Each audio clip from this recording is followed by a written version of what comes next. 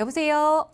예, 여보세요? 네, 안녕하세요. 예, 안녕하세요. 네, 시청자님 오늘 어떤 고민 좀 해결해 드릴까요?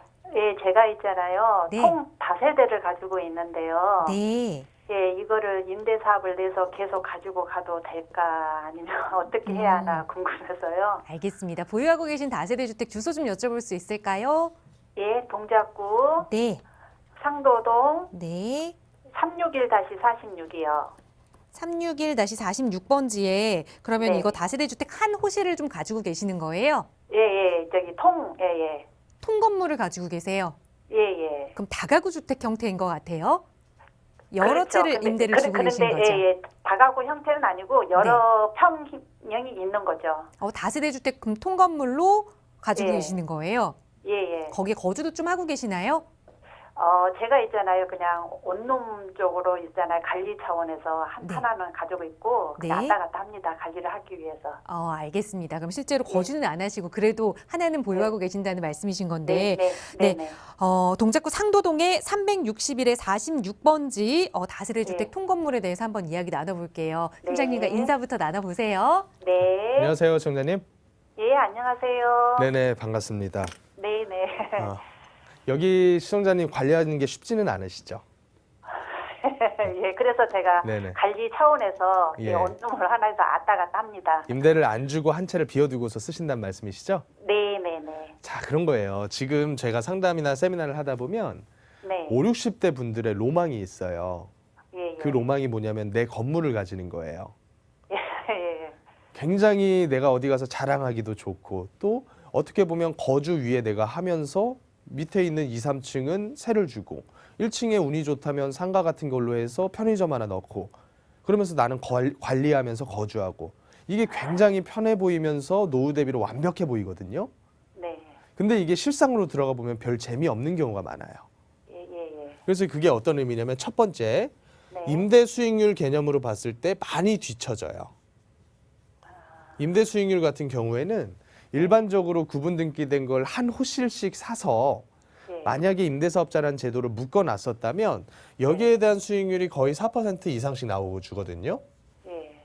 근데 얘 같은 경우는 서울에 있는 평균적인 월세 수익률이 2%대 초반밖에 안 나오더라고요. 만약 내가 거주하는 비용 전세가 수준에서 빼도 2%대예요. 예. 그러니까 수익률 개념에서 많이 뒤처진다는 거예요.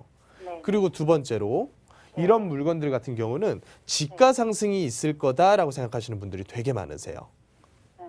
근데 지가 상승이라고 하는 게 뭐냐면 이 땅에 대해서 쓸 수 있을 때 지가 상승이거든요. 네네. 근데 이미 용적률 꼭대기까지 다 지어놓은 물건들이잖아요. 예. 근데 그런 물건들을 때려 부수고서 다시 지은 효용이 있을까? 그 물건, 그 땅을 사러 오는 사람이 아무도 없어요. 네. 옆에 있는 단독주택, 뭐 토지 60평짜리가 얼마에 거래됐다. 이거는 내 땅값이 아니에요. 왜냐면 내 땅은 그 돈 주고서 살 사람이 극히 드물기 때문에. 그래서 지가 상승에 대한 여력이 많이 적어요. 또 세 번째로는 관리하기 되게 편할 것 같잖아요. 거주하면서 관리하면. 근데 이게 굉장히 힘들어요. 내가 만약에 건물 관리를 하기 위해서는 모든 공구가 전부 다 내 집에 있어야 돼요. 전기부터 시작을 해서 내 외벽 뭐 모든 부분을 내가 비용 안 들이고 해줬을 때 그게 수익이 남아요. 네. 근데 그걸 못하고서 하나하나 다 사람 써버리면 수익이 하나도 안 남아요. 그래 버리다 보니까 힘들어요. 예. 그에 비해서 일반적인 공동주택들은 법적으로 관리단을 모집해서 관리인을 두게 돼 있어요. 그래서 세입자가 되는 관리비로서 월급을 주고 그분들께 관리를 맡겨요. 그러다 보니까 내가 힘들 일이 별로 없어요.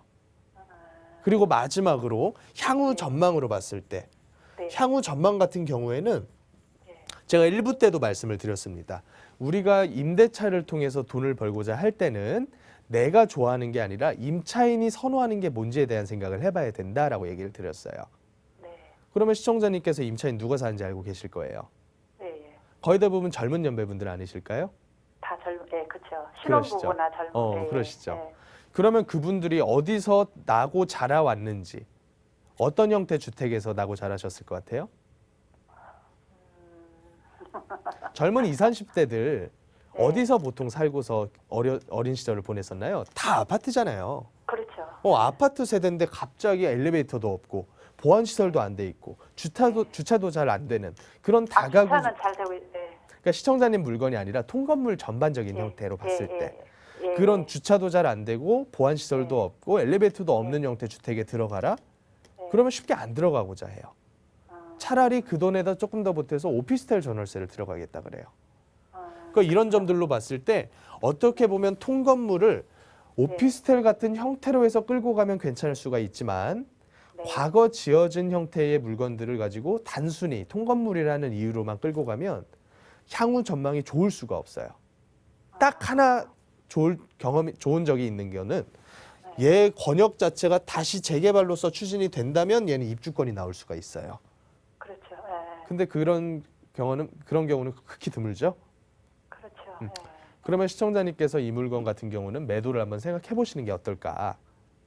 전반적인 가격 수준은 제가 안 들어도 알 것 같거든요. 뻔한 거예요. 왜냐하면 시장 가격이라는 게 있기 때문에. 토지가 몇 평짜리예요? 52평이요. 토지 52평에다가 총 몇 세대죠? 6세대요. 6세대밖에 안 돼요? 52평인데? 예. 그러니까 크게 쪼갰나요?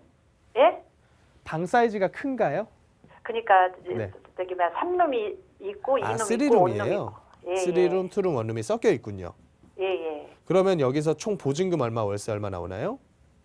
보증금은 제가 지금 계산은 안 되고 네네. 저기 월세는 한 150만 원 나옵니다. 월 150 정도. 예. 그러면 이거 매매가 땅값으로 봤을 때 크게 뭐 15억대를 벗어나 보이진 않는데요? 매도하게 되면? 얼마 정도 15억이나 받을까요? 이거 힘들어 보여요, 솔직한 얘기로는. 그러니까요. 예. 왜 그러냐 건물이 오래돼가지고. 네네. 근데 이게 네. 순수 땅값이라는 게 반드시 존재는 해요. 예. 평당 아무리 못해도 이종 지역, 주거 지역들이 2000대 후반대들은 다 가고 있는데 제가 봤을 땐 건물이 이미 다 있기 때문에 2000대를 많이 벗어나기는 쉽지 않을 것 같아요. 2000대 한 중반대 정도? 많이 받으면 3000대 정도? 그러면 한 13억 내지 15억 사이 될 것 같다는 얘기거든요. 네네. 그럼 보증금 빼주고 내 손에 쥐는 걸로 그것만으로도 월세 받아도 150 이상은 충분히 만들 것 같아요. 아 그래요? 네. 그것보다도 돈이 더 남을 것 같아요. 아 그래요? 이거 한번 현장 가셔서 정확한 매도 가능 네. 가격을 한번 알아보시고요. 예, 그 다음에 계약금이라도 치러지시면 저한테 한번 오세요. 아, 이게 대안이 없는 상태에서 단순히 매도만 했다고 끝이 아니에요. 예. 시기별로 대안을 만들어줘야 돼요. 예. 매도를 하시고 계약금이라도 받으시면 한번 전화를 주세요.